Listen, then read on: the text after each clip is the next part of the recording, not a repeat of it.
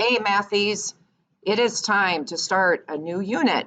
We just got done with our exponential function unit, and now it's time to move on to a quadratic unit. Well, first we need to figure out how to substitute in values so that we can graph them and see what happens. We're going to get a really cool shape called a parabola when we graph these quadratics. All right, so let's get to the jokes here first.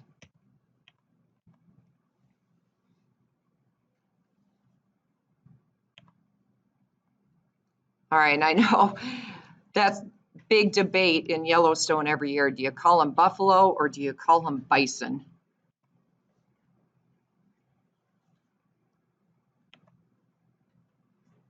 All right, so maybe some of you ended up getting that one. All right, let me get my screen here fixed, and we'll get going with the notes. Zoom in a little bit. All right, so this is probably a little bit of review from last year, but what we're going to do is substitute into a quadratic, which I'm not sure how much of that you did last year. Probably most of the time x was to the first power. So that's why we definitely want to review this, make sure that we're substituting in the values correctly on a quadratic. So let's get to it. A function can be thought of as a machine that assigns one output to every input. So if you remember from last year, we had what was called the vertical line test. And so probably what you did is you took your pencil and you moved it across from left to right along the graph. And if it just crossed that pencil in just one spot as you moved it from left to right, it is considered a function. Our linear function, or our linear unit lines, those are functions, except for which type of line? A vertical line. So a vertical line does not pass the function test. On a exponential, if you were to move your pencil from left to right on all those graphs that we created, that would also be a function. And so these quadratics that we're going to be working with will be functions. The letter f, kind of the fancy f there, is the name of the function. Now, we typically use the letter F, but you might see the letter G, you might see the letter H, but that just represents which function that you substitute in. The X tells what value to substitute into the function. So we'll get to some problems there. So whatever value is there, we're going to replace that in for the x in the function.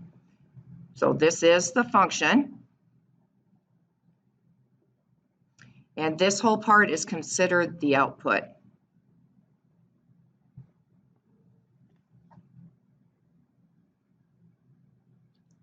So let's go over how to substitute in and to get the correct output. All right, so the big emphasis here is variables have parentheses, really important. So that's why I bolded it. I put it in parentheses, so that's really what we need to remember as we work these problems out. Function f, here's what we're going to substitute in. We're going to substitute 2 anywhere we see an x squared plus 10. So I want you to remember there's parentheses. And now I'm going to substitute that 2 in. And this particular activity, we're definitely using order of operations as we go. 2 squared, do the exponent first, that is 4. And 4 plus 10 is 14. So pretty quick to work out there. Now let's do the one down below. It's the same function, but this time we're going to substitute the value of -2. So I'm going to put my parentheses. Replace that x with -2. Zoom in just a little bit here for you. And so I do the exponent first. -2 times -2 is +4, plus 10 is 14. Oh, okay, so what's happening is we're getting those same values on this particular function. All right, let's try another one. So it's the same function, but we're just saying, hey, it's the opposite of x squared. Okay, so looks kind of the same, but it actually is different. So yeah, I shouldn't have said they are the same. They are a different function. All right, parentheses. So let's make sure we get the parentheses there. That negative is in the front of the parentheses. And so I'm going to substitute the value of 2 in. Exponent first, 2 times 2 is 4. And it's the opposite of 2 squared. So I'm going to bring that negative down and then add 10. So you can see that's the difference this time because we're saying the opposite of 2 squared. We're getting -4 here compared to the +4. And when we add that, we end up getting +6.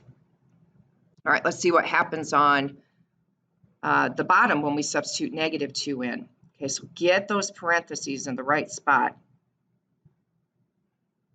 -2 times -2 is +4. The opposite of that, so we put that negative on it, plus 10. And we end up with the same value again. Now, I should mention that these are all called binomials because they have 2 terms. The last function here is called a trinomial. 1, 2, 3. It has 3 terms. Also notice that there's 2 places that we are going to substitute that value of 2 in. So let me get the parentheses set up.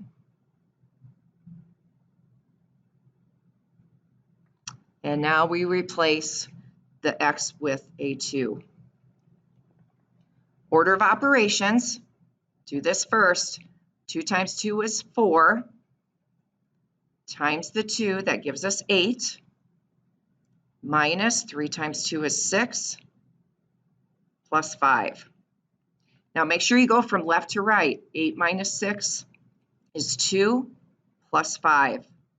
So when we have our order of operations, what we have left is addition and subtraction. We have to go from left to right.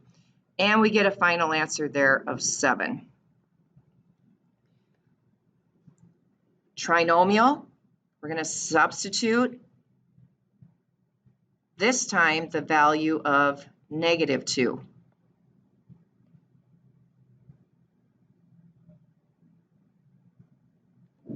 Let's see what we get. Exponent first, -2 times -2 is 4.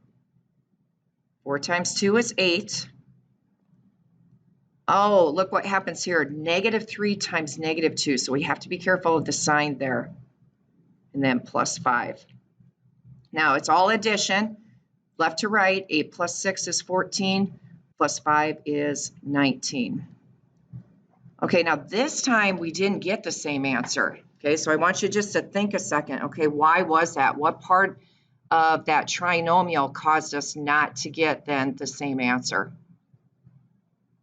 You got it. -3 times 2 is -6, where a negative times a negative is a positive. So we don't always necessarily get the same answers. So you still need to substitute in, see what your values are going to be.